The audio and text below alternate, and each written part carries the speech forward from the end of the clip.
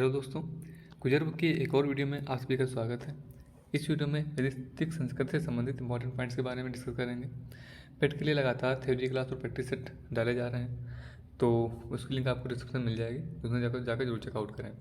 इसके साथ ही अगर आपको इसकी PDF चाहिए तो आपको टेलीग्राम में मिल जाएगी और उसकी लिंक आपको डिस्क्रिप्शन में मिल जाएगी। तो चलिए शुरू करते हैं।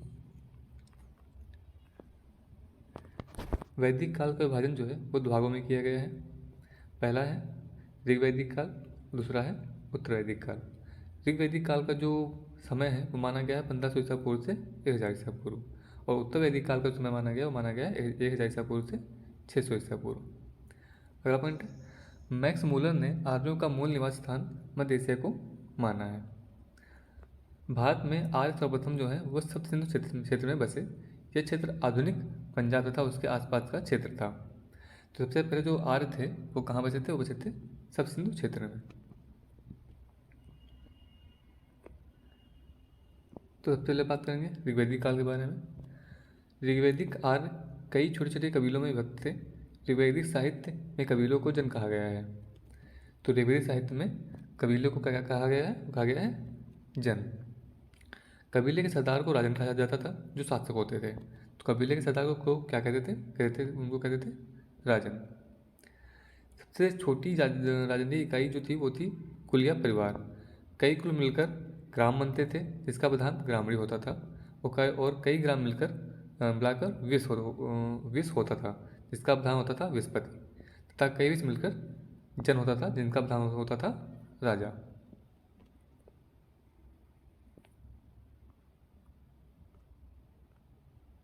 ऋग्वेद में जन का 275 बार तथा विस का 170 बार उल्लेख हुआ है। सभा, समिति, विदत एवं गण जो थी वो राजनीतिक संस्थाएं थी। परिवार जो था वो पितृसत्तात्मक था। समाज में वर्ण व्यवस्था कर्म पर आधारित थी। ऋग्वेद के 10वें मंडल के पुरुष सूक्त में 4 वर्णों ब्राह्मण, क्षत्रिय, वैश्य, शूद्र का उल्लेख मिलता है। सोम आर्यों का मुख्य पेय था तथा यव मुख्य खाद्य पदार्थ। यव मतलब जौ। समाज में स्त्रियों की स्थिति जो थी वो अच्छी थी। इस समय समाज में विधवा विवाह, नियोग प्रथा, पुनर्विवाह का प्रचलन था,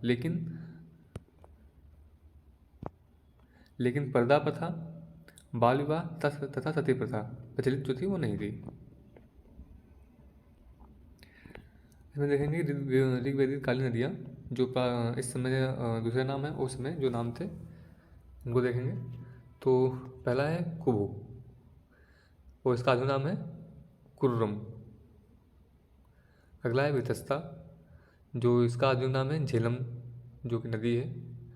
परुषणी ये नाम है रावी का प्राचीनतम नाम है। विपाशा जो नाम है वह है व्यास नदी का प्राचीन नाम है। द्वस्तुति ये नाम जो है वो घग्गर नदी का है, प्राचीन नाम है। सुवास्ता, स्वात ये जो नाम है ये स्वात जो आधुनिक नाम है, और स्वास्तु जो है वो प्राचीन नाम है इसका। कुभा ये प्राचीन नाम है काबुल का। अस्किनी ये प्राचीन नाम है चिनाब नदी का। सतुद्री ये जो प्राचीन नाम है ये सतलुज नदी का है। सदानीरा ये नाम है गंडक नदी का। गोमती ये गोमल। इसमें वितस्ता, परुषणी, विपाशा, द्वसददी और अस्किनी, सतुद्री, सदानीरा और गोमती ये इंपॉर्टेंट है, इनको जरूर ध्यान रखना।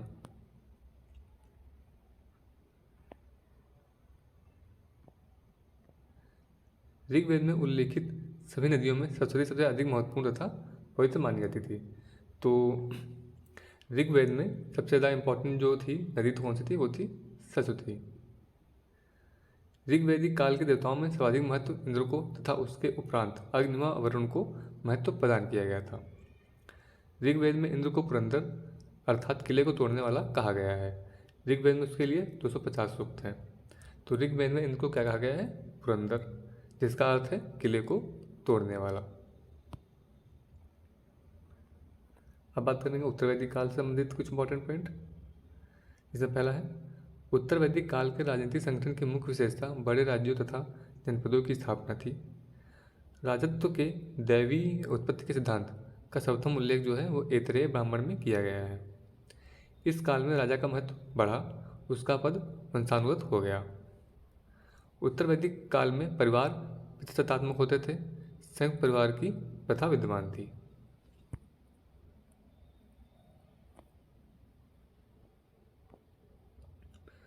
समाज स्पष्ट रूप से 4 वर्णों ब्राह्मण, क्षत्रिय, वैश्य एवं शूद्र में बटा था।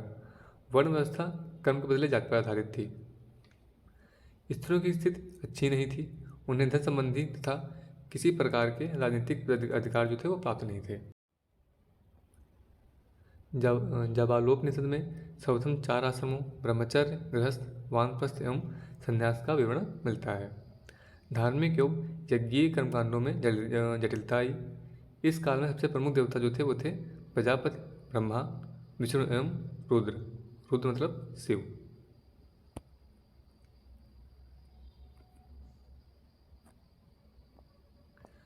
लोहे के प्रयोग का सर्वप्रथम शास्त्र जो है वो 1000 ईसा पूर्व उत्तर प्रदेश के अंतरंजी खेड़ा उत्तर प्रदेश से मिला है। तो लोहे का प्रयोग का सर्वप्रथम शास्त्र जो मिला है वो कहाँ से मिला है? उत्तर प्रदेश के अंतरंजी खेड़ा, और ये मिला है 1000 ईसा पूर्व। अगला है षट दर्शन एवं उनके रचयिता। तो इसमें सांख्य दर्शन जिसके रचयिता है कपिल, योग दर्शन जिसके रचयिता है पतंजलि, न्याय दर्शन जिसके रचयिता है गौतम, पूर्व मीमांसा जिसके रचयिता है जैमिनी, उत्तर मीमांसा जिसके रचयिता है बादरायण, वैशेषिक इसके रचयिता है कणाद या उलूक। तो ये सभी इंपॉर्टेंट हैं, इनको जरूर याद कर लेना। अब बात करेंगे वैदिक साहित्य के बारे में। तो वेदों की संख्या जो है वो 4 है: ऋग्वेद, सामवेद, यजुर्वेद और अथर्ववेद। तो चलिए बात करेंगे ऋग्वेद के बारे में। यह प्राचीनतम वेद है। इसमें 10 मंडल तथा 1028 सूक्त हैं। इसकी भाषा पद्यात्मक है।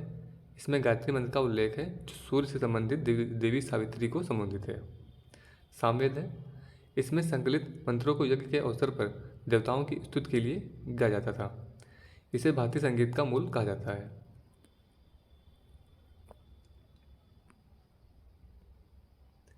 अगला यजुर्वेद। यह एकमात्र ऐसा वेद है जिसकी रचना पद्य तथा गद्य दोनों में की गई है। यह मूलतः कर्मकांड प्रधान ग्रंथ है।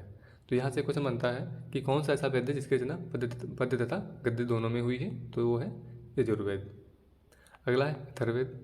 इसमें ब्रह्म ज्ञान, औषधि प्रयोग, रोग निवारण, जनतंत्र, टोना टोटका आदि का वर्णन है। तो यहाँ पे कुछ और बनता है कि टोना टोटका और औषध प्रयोग ये सभी चीज़ों का जो है जो वर्णन जो है किसमें है, वो उसमें है अथर्ववेद में।